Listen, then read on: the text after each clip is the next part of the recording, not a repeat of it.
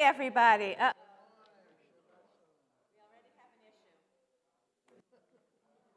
issue. You don't have an issue. You're here. We're here. Folks at home are going to have an issue Well.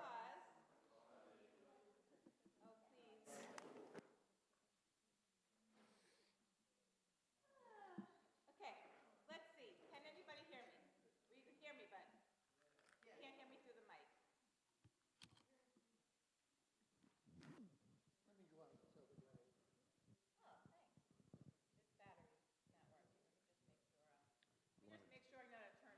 Batteries aren't included. Batteries are included with me this morning. Okay, that's not working. Rabbi, you might want to turn it. Thank you. Check. Now, but we're okay. Hopefully this one also goes into the feed. Shabbat shalom, everybody who's watching online. Welcome to Torah Study this morning. Rabbi Barris is at his niece's bat mitzvah in Philly. You have me. Yay. Oh, we have the first team. You have the first team. You know, it's funny because my sister's at a congregation with a number of rabbis also, and she says she likes the A team. I'm like, are you kidding? Everybody's the A team. Okay. Good morning. This is what we need.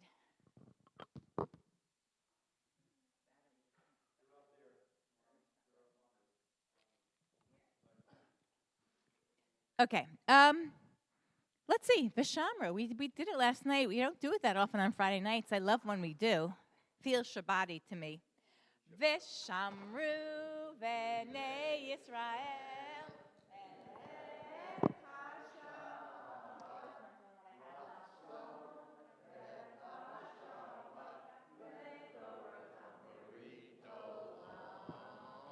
Veshamru v'nei Yisrael et ha-Shabbat la'asot et ha-Shabbat ledorotam berit olam ve'ni uvein b'nei Yisrael oti le'olam oti le'olam Veshamru v'nei Yisrael et ha-Shabbat la'asot et ha-Shabbat ledorotam berit olam ki sheshet yamim asa Adonai et ha-shamayim ve'et ha'aretz Veshamru v'nei Yisrael et ha-Shabbat la'asot et ha-Shabbat ledorotam berit olam uvayom hashvi'i shavat vayinafash shavat vayinafash veshamru v'nei Yisrael et ha-Shabbat la'asot et ha-Shabbat ledorotam berit olam Baruch atah Adonai Eloheinu melech ha'olam Borei pari hagafen. L'chaim. There are some of you who don't have study sheets, I see. Who here knows how to use a copying machine? Who here has the code? No, we need a code. Anybody? Oh, great. Thank you. I was like, are there more copies back there, Ed, or no more copies? And anybody missing? Jay, are you missing a copy of the study? I'll share. You share, okay. Because I could send somebody and make more copies. Okay. Oh, super back row. So we are on this week's parasha, Ki Tavo, when you come into the land. It is in the book of Devarim, the book of Deuteronomy. Let's continue with our blessing for studying Torah. Baruch atah Adonai Eloheinu melech haolam asher kiddushanu b'mitzvotav v'tzivanu la'asok b'divrei Torah. Amen. I am chock full of texts here. We may not get to all of them, but they're not so difficult this morning, so maybe we will. We are, as I said, Kitavo begins Deuteronomy chapter 26, verse 1. It's found on page 1508, if you're using our Chumash, sort of in the middle of the page. So here's our plan. We're going to be reading in the Chumash, chapter 26, verses 1 through 11.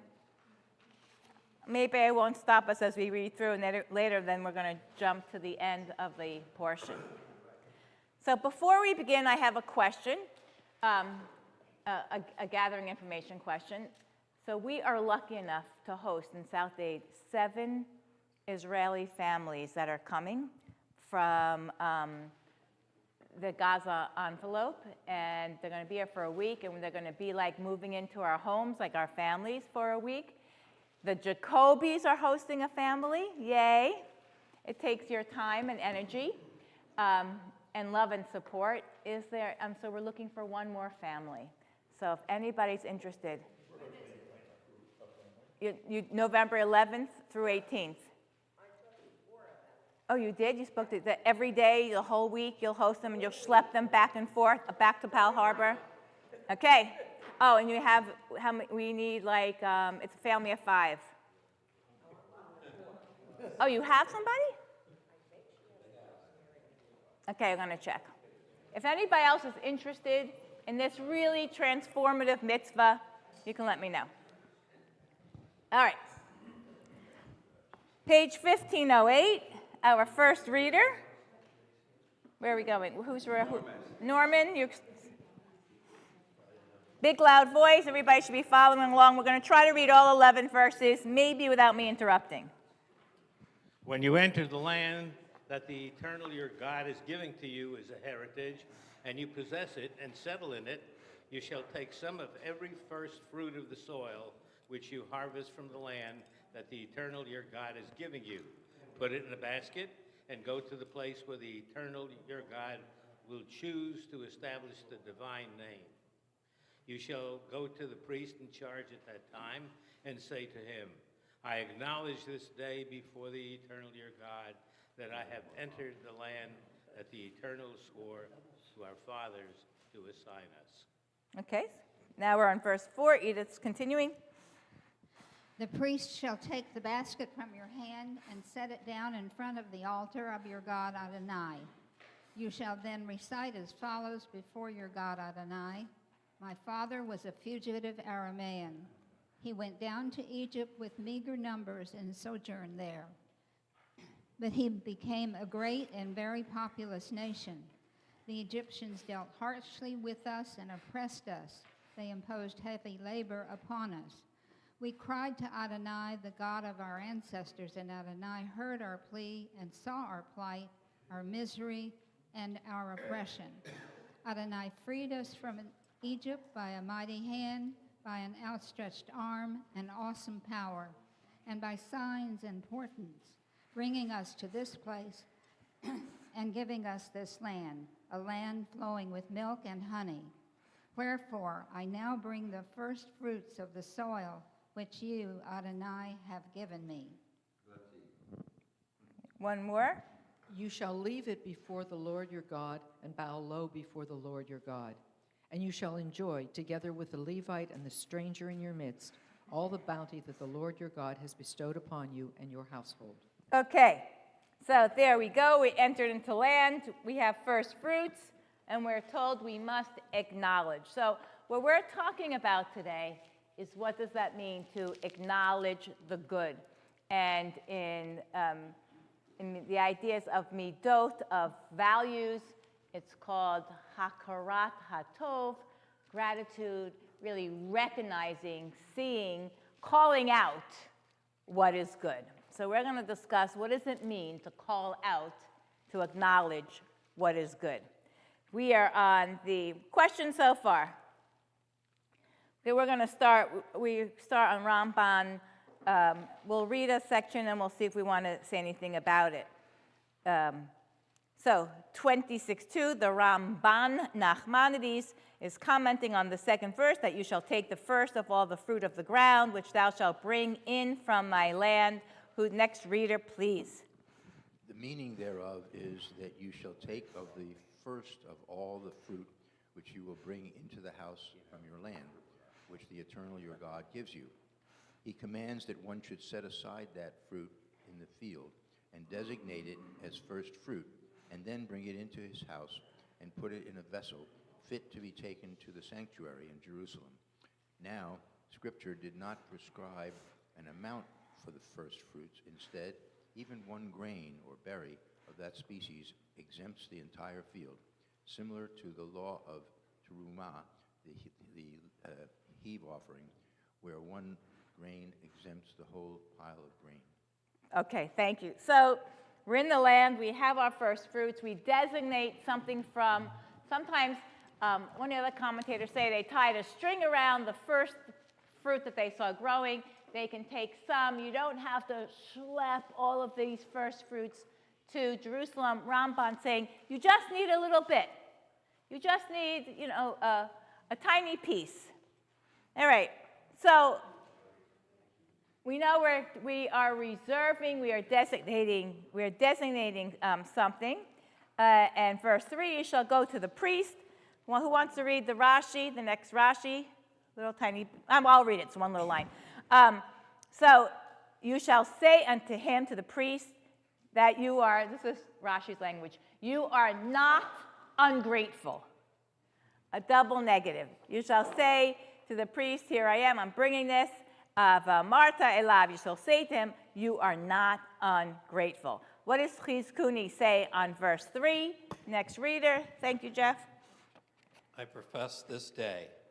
I give thanks today for having been privileged to come to this country, or to have been born in it, the land that the Lord your God had sworn to your forefathers to become ours. He had kept his promise, and I have received my share of it. Now it is my turn to tender a gift from its produce in order to demonstrate that it is God who has given it to our people. Thank you. So, why do we need to reiterate this? Why is this a thing? Why is having to express and call out a thing? Nancy. Oh, wait, you need a microphone? Do we have a microphone here? Thanks. Here's one.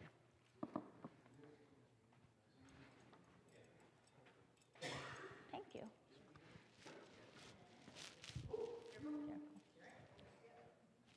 So we need to acknowledge, because by the time this is the first fruits, it takes several years to get to first fruits, I might not be the person who came in. Or I might have been a child then, and now I'm a little bit older.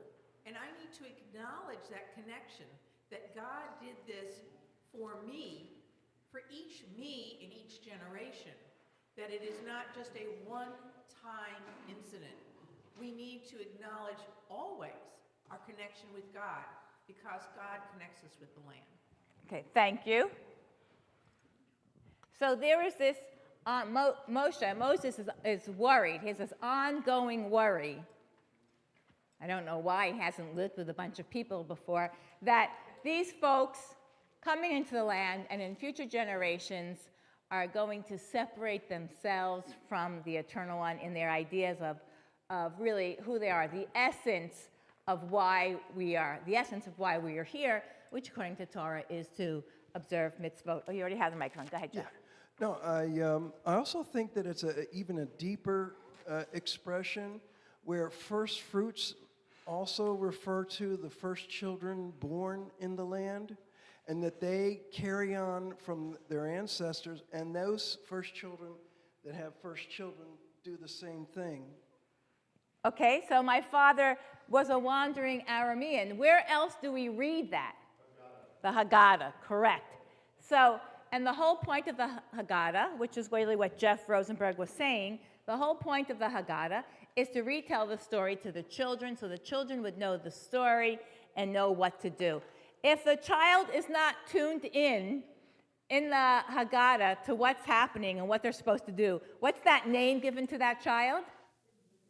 The wicked. Oh, or the simple, but the one who's the untuned, right, could be the simple, but the one who's just sort of rejecting, really not buying into the story, we call that the wicked child, or we're really sort of changing that to the one who, the challenging child, the child who challenges. Jeff? So I'm just wondering if there's a difference between saying I am grateful versus saying I am not ungrateful. It sounds a little like, well, I'm not ungrateful. I'm not quite grateful, but. That's good. I'm going to leave this microphone here. So maybe, because if we go back to what they're supposed to say, right? It's like a negative commandment versus a positive. Right, I am not ungrateful. But if we go back to, what are we saying? You shall go to the priest and say to him in verse 3, I'm going back to the Hebrew. As soon as I find it, big Gimel. Asher Yirech Adonai Elohecha El Kohen Ve'elav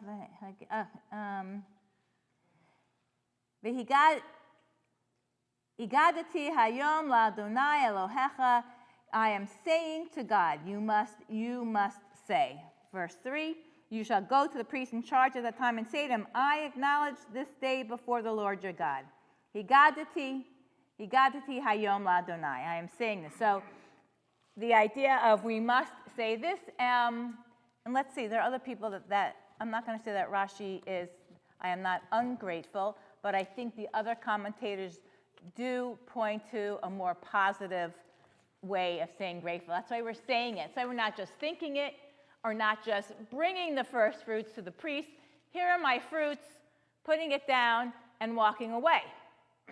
That's one way to be thankful, but you are using your words. And you're not only saying, I am grateful, but you're telling the story. We came from another part. We were fugitives or slaves or oppressed, whichever word you want to use for Oved there. And we were in Egypt. Now we're here. We are retelling the story like in the Haggadah. Before, right? This is Moses telling people, this is what you got to do before you enter the land. You got to pay attention because when you go in, again, you're going to be, like we hear a lot in this book of Deuteronomy, you're going to forget in the next few generations. Let's jump to verse 11. Who's reading? Pass. When we read verse 11, read the English again in verse 11. Read the verse and then go to the... Okay. And you shall enjoy together with the Levite and the stranger in your midst all the bounty that the Lord your God has bestowed upon you and your household. Okay, and we're focusing on, and read the Rashi now. You shall rejoice. And thou shalt... Okay, I got it. And thou shalt rejoice in every good thing. From this they, the rabbis, derived the law that the recital on the occasion of bringing the first fruits is made only during the joyful period of the year, from Pentecost till the Feast of Tabernacles, when a man is gathering in his grain, his fruits, his wine, his oil, but the tabernacles onwards until Hanukkah. If he brings these, he does not make the recital. So, I don't know, Jeff. Thank you, Joe. Jeff, maybe you're right. Maybe Rashi's a little not as joyful as one thinks he should be. He is describing, you bring the first fruits, Pentecost, Shavuot, through Sukkot, when you bring your fruits. Those are the times, because that's our time of joy, the time of the two harvest periods, when we proclaim, I profess this day that that I am acknowledging God. The other times, we don't have to. Ed, let me give you a microphone. 1 second. Just a random thought upon reading this selection. Isn't Rashi's observation a little inconsistent with the whole concept of Hanukkah, which is, after all, gratitude for a miracle that occurred? Okay, in so that season? Thank you. So Ed is saying, hey, wouldn't Hanukkah be included because we're grateful for rededicating the temple? Or maybe it's just because he is really looking at what's called that time of harvest and joy, and it's out of that time. Yeah, it seems like he could include that. But Hanukkah, maybe he stopped it because it's not biblical. Maybe that's where he was only looking for Tanakh. It's interesting. Hang on.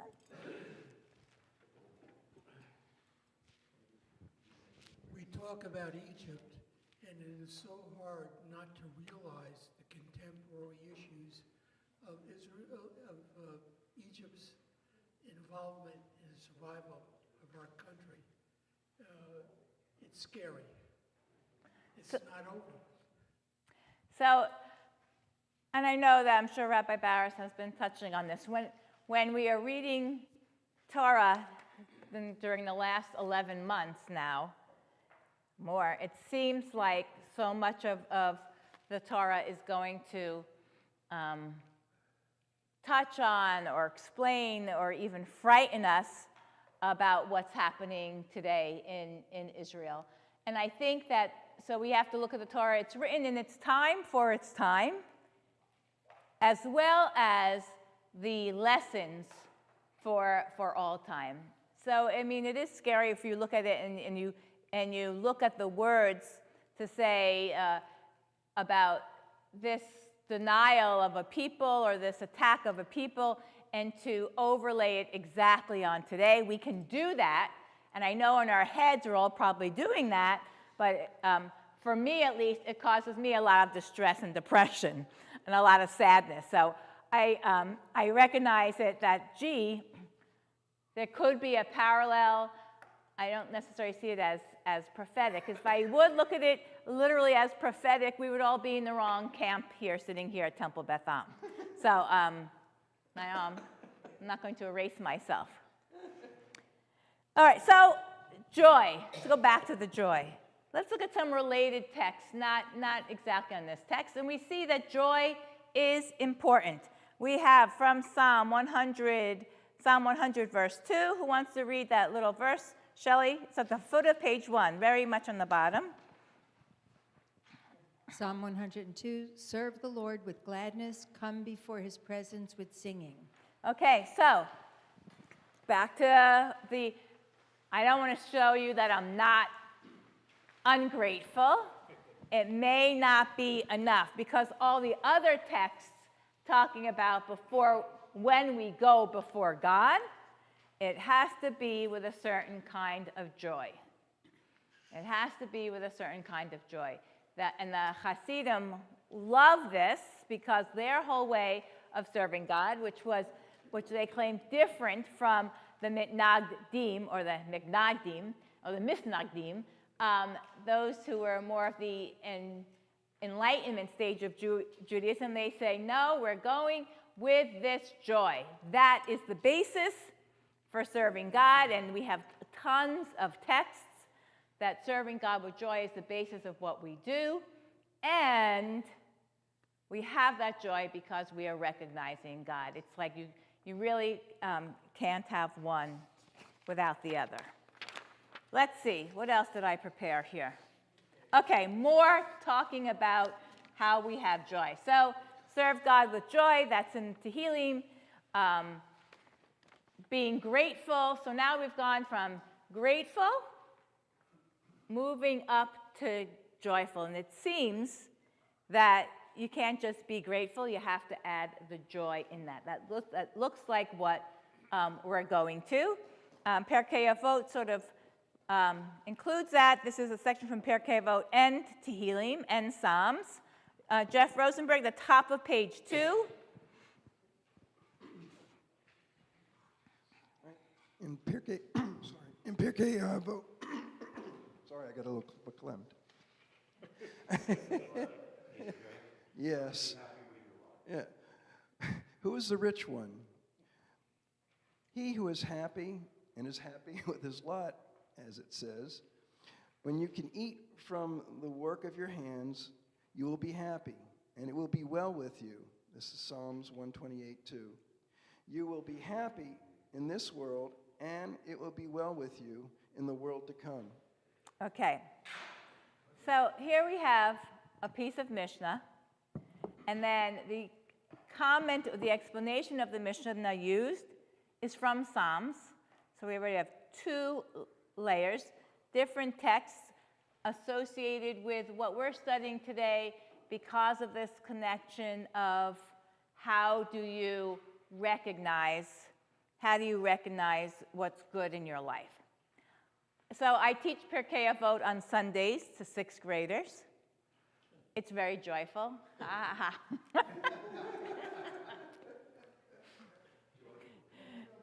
They're full of, I sit there dancing around, happy like I'm trying to do now, and they some of them actually come to class at 9:30 in the morning. This year I teach only at 10:30. I'm not kidding. They come with a drink like this from Starbucks. And it's filled with some pink, yellow, brown kind of thing. And it takes them the 3 hours to drink it, but it's lots of sugar, and there's caffeine, I think, in there too. But they're so happy. So I teach Pirkei Avot, and we start with, of course, this text, who is wise. It goes, who is wise and who is rich. And so for them to get to the point of who is rich, to think about who is happy with the things that they have, whew, that's like a 3 hours just. They can almost get who is wise, one who learns from others. They have a hard time with who is mighty. Who is mighty, that's also part of here, one who controls their urges, their anger. But the who is rich, and I do this really fun thing. I won't do it with you because I think you understand this. I ask them to, their favorite part, take out their phones and show me pictures of people you think who are rich in the beginning of the lesson and at the end. And hopefully by the end, like they show their parents. The beginning, it's you know who. So, okay. That was a joke. In the beginning, I asked them to show a picture of who is rich. And now sometimes they take rap stars. They don't talk about presidents. Okay. So we're looking at, we are recognizing the first fruits. We are bringing them, we are using our words to say, yes, God, I'm standing before you. Thank you. This is what I have. We're doing it with joy. Because, we know many people who will follow mitzvot, and they are joyless, and they're doing it because they know that they have to do it, but their intention or their kavanah, or they're not really into it. And there's a question is, are you really observant if you're going through the motions and not doing any of this with joy? There's a discussion about that. Great story. We're ready to move on to this wonderful story. Who wants to read? Hillary, are you going to read? Yes. Bill Silver should read this one because he brought Larry Kushner to speak here many years ago. There's a story from Larry Kushner. You want to read it, Bill? I have to give you the mic. Slowly and loudly. Jewish tradition tells us. Wait, I'm not even sure that's on. Hang on. It is on, but. I'll yeah. hold the mic. There you go. There. Jewish tradition tells us that the splitting of the Red Sea was the greatest miracle ever performed. And yet, we have a midrash that mentions two Israelites, Reuben and Shimon, who had a different experience. Apparently, the bottom of the sea, though safe to walk on, was not completely dry, but a little muddy, like a beach at low tide. Reuben stepped into it and curled his lip. "What is this muck?" Shimon scowled. "There's mud all over this place. This is just like the slime pits of Egypt," cried Reuben. "What's the difference?" complained Shimon. "Mud here, mud there, it's all the same." And so it was for the two of them, grumbling all the way across the bottom of the sea. And because they never once looked up, they never understood why, on the distant shore, everyone else was singing songs of praise and thanks. For Shimon and Reuben, the miracle never happened. Let us all remember to look up and sing songs of praise, remembering the miracle of the crossing of the Red Sea and the miracles which surround us each day. Thank you. Yeah, it's a great one. It sort of reminds me sometimes of pre-neg. You know, sometimes at pre-neg, people will mention to me with a very good and open heart things they don't care about the pre-neg. And like, I have a lot of strengths, and and and I really know how to order. I can do a great pre-neg ordering, but here it's not my responsibility. So, you know, I sometimes want to say, yes, you may not like the roasted carrot, but look at everything else that we have. And when you come into the service, you're really going to be uplifted, because that's why we're here. That's sometimes how I feel. We see that happen. We see Reuben and Shimon's all around us, and sometimes we may actually be that Reuben or Shimon. You know, that happens. You know, I'll raise my hand. It happens to me sometimes. We are putting floors on top of other floors in our house. So Alex and I, hi, honey. We, to get in our house, we use the access from the bathroom that goes out to the pool to enter in the bedroom, because everything else has just been covered in cement all through the house, and we can't really walk anywhere. There's a little bit of the kitchen. We can go through another door. But anyway, so naturally, I've taken this on with a really good spirit. Not really. And I grumble and complain about it anytime I'm near my house. Luckily, I spend a lot of time here. So I am even the Reuben or Shimon. We all are. And when we go back to the text of Deuteronomy, we're reminded, I am not ungrateful. Oh, no, that's not enough. Higadati, I am telling, I am professing of what really I know I have, even if it's not everything. But we're going to get to some of that. More modern text. I included, yes, Ian. Wait, let me get you a microphone. We take so many things. Closer, mic, hold the mic closer, yeah. We need to learn to be grateful for all the things that we just take for granted. Right, so thank you. So we are talking a lot about things, either that the text has two things: we're taking for granted, or we don't give credit where credit is due.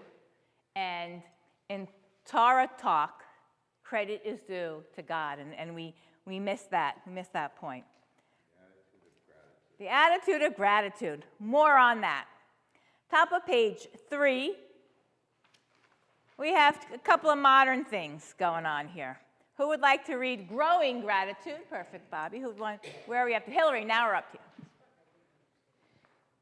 In his book, Gratitude and the Good Life, Toward a Psychology of Appreciation, Philip C. Watkins identifies several inhibitors of gratitude.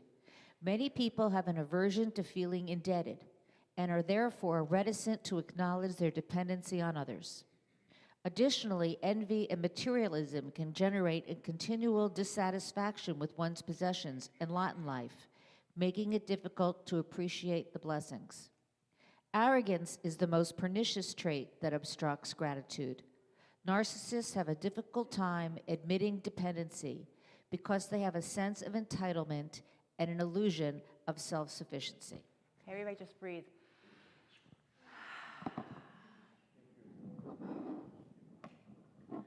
I'll give you a couple of seconds to find yourself in that text. Find yourself where it lies for you. Aversion to feeling indebted. I am not indebted to anybody or anything. Aversion, right? It's not about anybody else. That's an illusion of self-sufficiency. Really interesting. And now I'll quote my mother's Torah. I haven't yet done that this morning. We've been here almost 35 minutes. My mother's Torah regarding this text. Not that she read it, but she taught it without reading it. She would say to me, when I was a younger woman, there's always someone with a bigger diamond and bigger house. that was her words, and that is this text. So that was her Torah. You know, there's no end in our community. We may especially feel that, but anybody in the world, there's no end to what someone else might have. Deuteronomy is telling us we are not looking at that. We are taking what we have and we are declaring our gratitude for that. And we're taking what we have.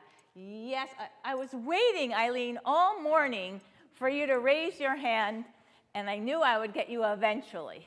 And you're grateful. Well, I do have something else to say more interesting, but along the lines of what you just said, my mother always said, Eileen, I was 13. There will always be someone that has more fill in the blank than you. Always. Doesn't matter what you have. And so jealousy is a useless emotion. So she was talking to like a middle school girl and all the politics that go on and all of that. And that was her Torah portion. So Yep. It's two great mothers thought alike. Two mothers sharing Torah with their children. Love that.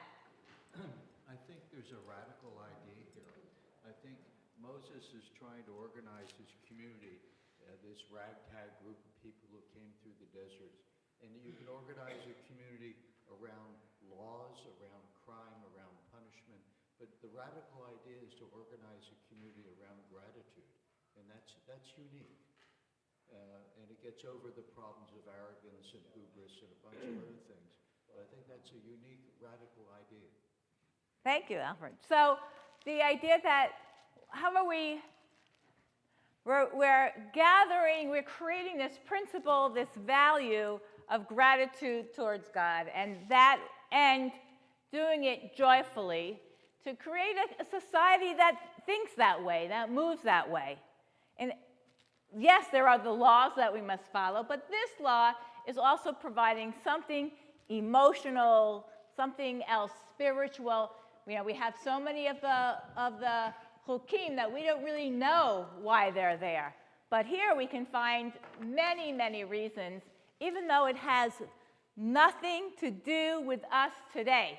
The Egypt part may be the battles, but bringing first fruits and going to a priest where there is none, where we're not in agricultural anything, most of us. Although if anybody has mangoes at mango season, we can do it then. I hear avocados are good this year. So it's not about, the text is not for us today, and it very much is so for us today. You brought up something that I was going to bring up. The Torah was initially written in an agrarian society. We are not that. But as I can suggest to others, because I have taken an avocado pit, planted it in my yard. I now have a tree that yields fruit, and every year that it yields fruit, I am joyful. And I suggest to everybody, if you want to have fun with something, because we live in a place where you can do this, plant something. It changes your perspective on things. It's not like going to the supermarket and it's there. If something is growing, you can cut off the top, Ken reminds me, of a pineapple. Put Right. it in the ground, you will get a plant, and that plant will yield fruit if you're really lucky, and if the squirrels don't get to it first. But there's a sense that one can get from growing something that you can really appreciate the fact that this happens, and it's almost a miracle that you put something in the ground and something else grows and you can eat it. And we have to try that. It will make a difference in your life, I think. It certainly has in mine. I was up to my eyeballs in avocados a couple of weeks ago and brought them around, spread them all over. So maybe we do look at this text in a way of what can we learn from actually being involved in things that grow in the earth. So I was thinking as a metaphor, positivity and negativity today, because, you know, are you a positive person or are you more negative? Do you see the positive things or the negative thing, looking up and seeing the miracle, etc.? And then I was thinking about whenever I talk to anyone about politics and who they're going to vote for, you hear a lot about why their candidate isn't the other one and all the negative things of the other one. Both sides do it. And it's interesting to me because at the end of the conversation, you come away with all the negatives that the other one is doing. And they even do it to themselves when they debate. They talk about the other one and all the negative. And it would be nice to just hear, like, okay, I don't want to hear any of that. Just tell me the positive. I'm voting for you. Okay, thank you. So there's the other perspective. Are we walking through the mud in the midrash, or do we have something positive to acknowledge? Alan Moranis, Jeff Agron's favorite. I was just going to bring him up. Okay, here. Oh, there's a mic. I didn't realize he was next. Bring him up, and then hopefully the paragraph is not exactly what you're going to say. That's exactly what I was going to say. Actually, because Alan Marinas, my teacher, always says, I was going to say, there's no shortage of what we don't have. It's what we have. And I know they always tell people in 12-step recovery to make a gratitude list. That's the first thing to do, is make a gratitude list of the things you have. And everyone could be grateful for things. You know, can you make 10 things, 15 things, 20 things that you're grateful for? Because if we focus on what we don't have. Anyway, that's the quote, so I'll read it. Thank you, read it. So, there's no limit to what we don't have, and if that's where we focus, then our lives are inevitably filled with endless dissatisfaction. It's also true that even if we are aware of our gifts, we tend to grow callous to those fine things that pepper our lives, so that after a while we no longer even see that they are there.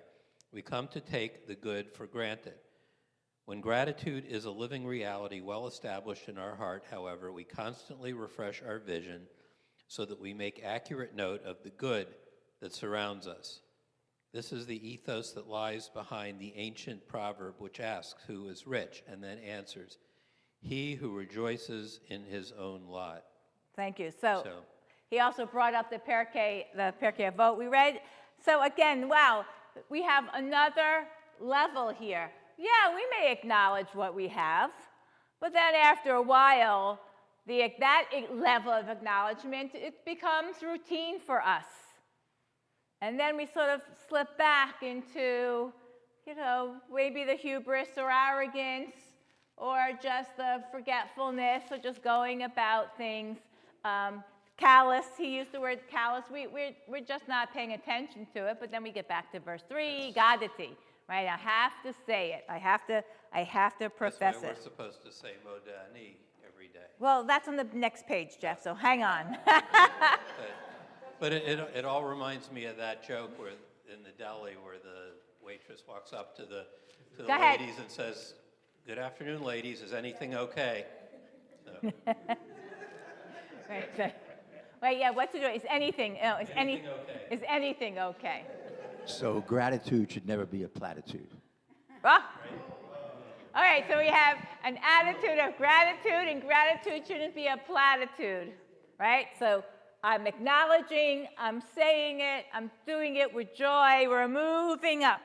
We're moving up. We haven't plateaued. Rebbe Nachman of Breslov. Stuart, read that little bit.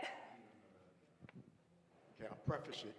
Preface it, please, but use mic close. By saying that the experience, I had an interesting experience, which has really kind of made me look inside myself, and that was many years ago. I had a very bright partner who said to me, "Stuart, when you see a pile of horse manure, you start thinking about ways to remove it and clean up." He says, "I'm looking for the pony."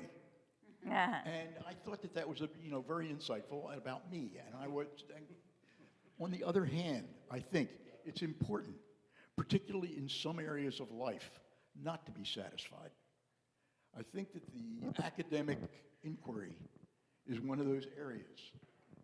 Medical practice is often one of those areas where things just don't seem to fit together and you feel motivated, you feel unsatisfied. So I think that, yes, I understand what we're saying here, and I agree. I look for the pony more often now, but I also think that one needs to at least look at the idea of that dissatisfaction is not always a negative.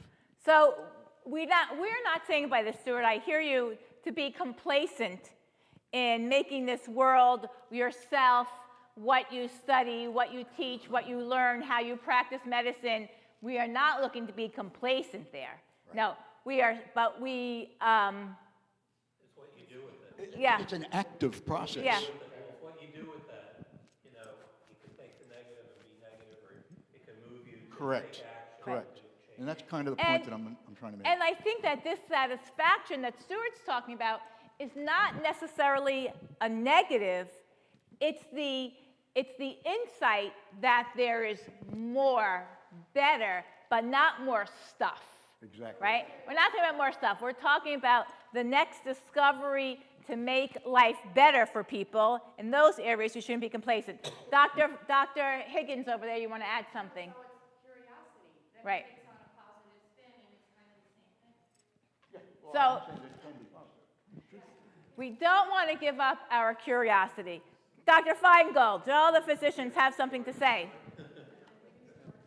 Ian has come up with an interesting thought about Larry Kushner's story about Reuben and Shimon. He says, as they're trudging through the mud in the Red Sea, his advice to them, get some boots. Ah, there, another positive, right? We're going to think to, well, you know, nobody can ever say, I believe, that us at Temple Beth Am are not solution-oriented. We are absolutely a congregation. The Jewish people are people who are solution-oriented, right? So we are moving to see how we can do something better. That is one part of our lives. And even doing that, even have the ability to wake up in the morning and say, oh, you know what, this idea that I have, that is really, so honey, can I say what Gabby's idea? Our daughter had an idea. She's brand new. Okay, I always say she's a brand new doctor. And she had this idea, which just makes sense, and she can't believe not everybody's doing it. So we know how so many people are wearing glucose sensors now to check their glucose. And as you go into the hospital and they attach you to heart monitors and everything else, she believes that every inpatient should have a glucose monitor on, so nurses don't spend their time taking their sugars 7 times a day, that they do it maybe once or twice, not before meals, after meals, all day long, and they can get a reading. It's not maybe as accurate, but it's pretty close. So that curiosity, we don't want to just say, hey, everything's working fine, but we do want to acknowledge that, who's speaking? We do want to acknowledge that that the stuff that we have, the life that we have, right, in totality, I am professing that where I am, that what I have is not just me alone, and that gratitude is expansive, right? We want to be expansive in our thinking. Now, can people who are, as we're going to look, we might look at people who are very traditional in their practice of Judaism and say, well, their thinking isn't expansive because they have a close practice, a close reading, a strict reading of text and mitzvot. But their thinking might be, if they're following this, expansive in the idea that it's not all on me and it's not just me. And that's where this text is going. Because when we ignore our first fruits, when we ignore our gratitude, that, of course, leads to our isolation from other people and God, right? So it closes us off, and we want to be expansive. Stuart and Diana and Joe participated with me in our Unbiased initiative to strive to decrease and anti-Semitism and other forms of hate. We've been at a couple Muslim-Jewish dialogues. And I could say that the three of us have gone in less than excited to show any vulnerability. I would say that, which means like, okay, but my walls are up just in case, and we are ready. But I'm working on it. And me too. But we've had and it's true, and even the fact that I am qualifying this is probably wrong. But the people that we're dealing with are the warmest, the kindest, really expansive, open-hearted thinkers. So that's the camp we're dealing with. We're dealing with the easiest group of people to meet and get to know. So, but every experience has been expansive for us, right? Yes. And we weren't really looking to be expansive. We were sort of looking to be right. But we're really trying to. So, anyway, I'm grateful for that. Right, Stuart? I think we all have our own idea. Stuart's been, you see, in 2 meetings, I didn't get an invite to Saudi Arabia. I want to dovetail. I think that we were involved. Oh, sorry. Really clear in the mic. People who are involved, those folks that are involved in this, each have their own ideas. I think we have an overriding idea, but each have their own ideas of what they would like to get and and we're learning how to approach it. Is it okay to say go for it? Okay. I had lunch yesterday with one of those people as well, and everyone warned me, don't talk about the Middle East, don't bring it up. Well, he got warnings. He went to have lunch, and he got warnings about having lunch. Go ahead. Well, knowing me, of course, you know that it came up, and we questioned on it. I think the important thing was that we learned to have a language, to use words that are not as provocative, but also address the questions very directly. I would be very unhappy with this project if all we did was talk around the issues, and if it was just simply talk to some Muslims and see they're good people. I have a problem with that.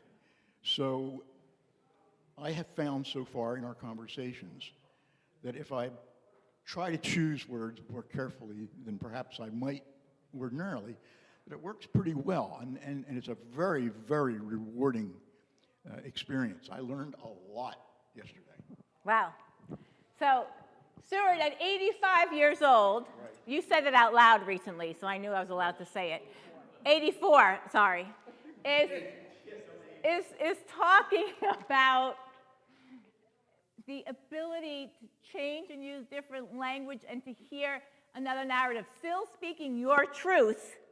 Still speaking your truth. He God the Tila Adonai. I said before God, he's still speaking his truth. We're a tiny bit off topic. We're still speaking his truth, but with words that allow the other person to hear him clearer. And that's really what we're trying to do. Jeff and then Joe. I just wanted to bring up the idea that 90% of the people in the world want the same thing. It's the 10% that mess it up, and it's the media that magnifies it. And let me give you an example. My wife, who runs Jewish Community Services, at times they run short on vegetables, and other organizations, the Catholic charities, they run short on milk, and the local mosque and their nonprofits. They have set up a sharing program between all 3 organizations. So when there's meat that's donated that's not kosher, because JCS only takes kosher, they'll donate it to the Catholic charities.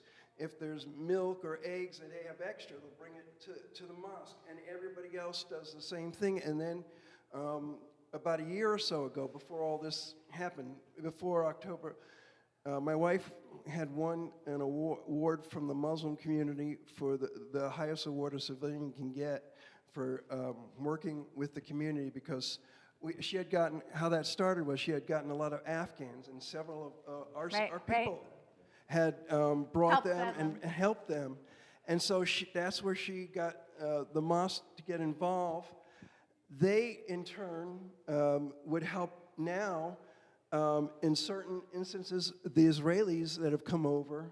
We've gotten some help from the mosque and from the Catholic charities. So I just want to, from my perspective, on a higher plane, I think, because we're all in the trenches, is that sometimes we get so beat up and beat down by the media, and we have a lot more of it with the internet and the outer net and the whatever net.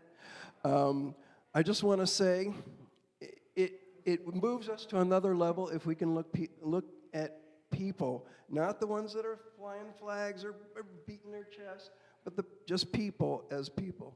Okay, thank you. Now we're really off topic.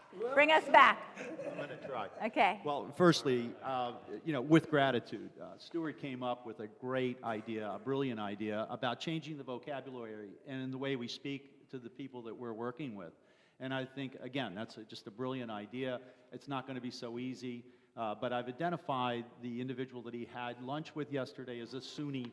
And so he is a person that really wants and seeks to have these collaborations and peace, which is, I think, a good thing to have. On the other hand, he's very pessimistic about having anything that we can achieve with radical Islamists.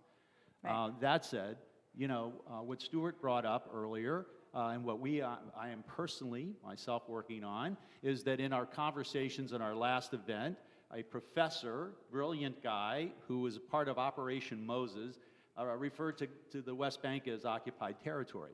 That's inflammatory to me, okay? And so right away, I shut off. I can't deal with that, and I can't listen to him anymore. And so I have to work on myself, and I think that the only way you can do that is you got to have the gratitude of being able to sit in a room with these people and have that kind of dialogue. Thank you. And the guy that Joe's talking about tells me he's a Zionist. He's a Zionist, and he's I don't know what faith he is, but he's not Muslim. Okay, back to our gratitude, because it's 9:57 and we have a bar mitzvah coming in here. Nachman of Breslov. Gratitude rejoices with her sister Joy and is always ready to light a candle and have a party. Gratitude doesn't much like the old cronies of boredom, despair, and taking life for granted. So again, gratitude, and joy. Now, if we go towards the end of the parasha, remember that this parasha starts with this profession of the first fruits. It goes on to rewriting the Torah when you come into land on these big stones, covering it in plaster, and making sure whoever comes into the land, they see the whole Torah written there. It goes to the blessings, a repetition of what we read earlier in the Torah, the blessings and the curses. And before the curses, Deuteronomy 28:47, Tachat asher, let me put my glasses on, even though I made a big font. Tachat asher lo avadta that's supposed to be Adonai, et Adonai Elohecha besimcha, uvtov lavav merov kol, because thou did not serve Adonai your God with joyfulness and with gladness of heart, by reason of the abundance of all things. You had abundance of all things. Turn the page, top of page 4. You had an abundance of all things, and you did not serve God with joy. What happens next? The curses, the tochacha, the retribution. So not only are we supposed to be thankful, but with joy. If we don't serve God with joy, we sort of mess up the whole system. The whole system begins to implode. Let's go. Who wants to read? Whose turn is it next? I grabbed the microphone. Diane, will you read the top of page 4, Rabbeinu Bachya? Our sages in Midrash Ruth Rabbah 5:6 comment concerning this, that if Reuben had been aware that God would write in the Torah concerning his attempts to save Joseph's lives from the hands of his other brothers, that he would receive a reward not only for his deed, but for the good intentions accompanying same. He would have carried Joseph on his shoulders and brought him back to their father. If Reuben would have approached Joseph and saving Joseph's life with joy, he would have been rewarded. We all know that story. He didn't serve God, or he didn't serve his brother with joy. I want to go to the Rabbi Andrea London. Ian, will you read that? Hakarat Hatov can also help us to focus more on what we have than on what we lack. Scarcity is not objectivity measurable, It is defined by our own perception. Practicing hakarat hatov can shift our perspective from one lack to one of abundance. This feeling of being blessed with plenty and that our bounty is the product of the fertile soil on which we toil and turn our attitude. Of I deserve it to I am fortunate. It hasn't always been like this. Look how far I've come with God's help. How can I share my blessings with others? Thank you. So, if we come from, I guess this is in business too, right? If you come from a position of scarcity, it's hard to grow. If you come from a position of abundance, then we can grow. We're going to end. I have two blessings on this page. Modeh ani, which is the first words that come out of our mouths in the morning. And following that, Birkat HaGomel, a prayer of thanksgiving for coming through something of danger. We're going to do both of them, and then we're going to be quickly dismissed so the bar mitzvah can set up. Modeh, women say moda, ani lefanecha, melech chai v'kayam, shehechazarta bi nishmati bechemla, rabba emunatecha. You restored my soul with mercy, O God, and we thank you. I could say we've all come through a year that has been very challenging, and we are deserving of this Birkat HaGomel, this prayer of survival, where a prayer of thanksgiving we offer. So it's a little hard, and I have the translation is more of a not so traditional, less traditional translation, but it's close. It's what we use. So the person, in this case, it's all of us, who is thankful for coming through some dangerous times will say, Baruch. I don't have the transliteration. I apologize. Baruch atah Adonai Eloheinu melech haolam hagomel lechayavim tovot shegimalani kol tov. That shegimalani is a tough word. And we answer, Amen. Mi shegamalcha kol tov. The man who brought you through. Kol tov, who? Yigamalcha kol tov sela. May the one who rewarded you all with goodness reward you with all goodness forever. And we have to add on, and may we acknowledge it and know that we have that goodness. Amen. And Shabbat Shalom, everybody. Quick.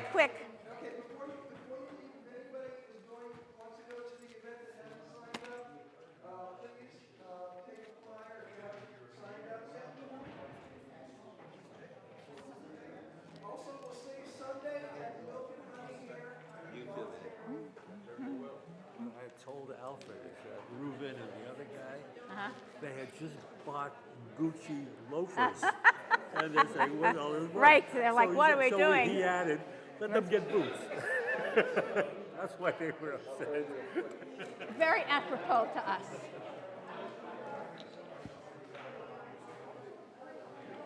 I got to tell you, our 1.5-year-old grandson was walking in mud.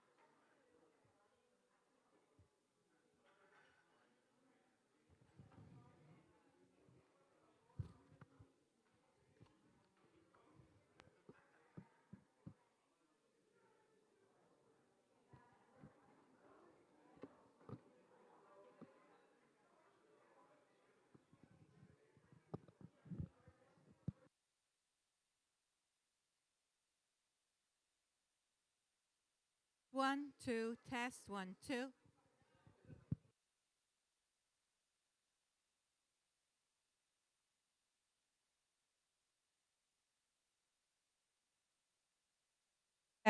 Test, 1, 2, test.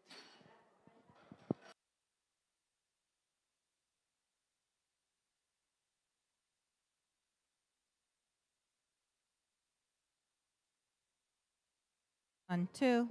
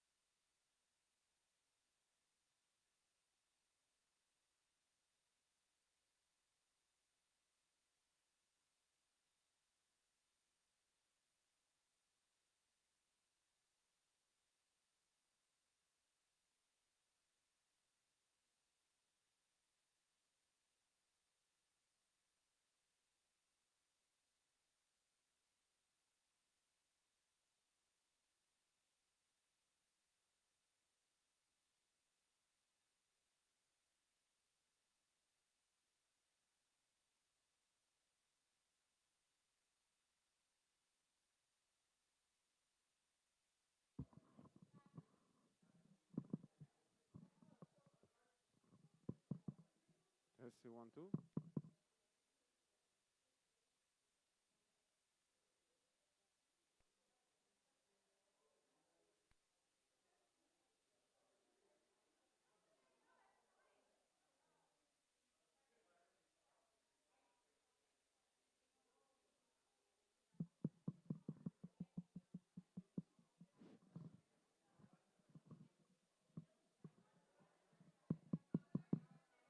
Testing 1, 2.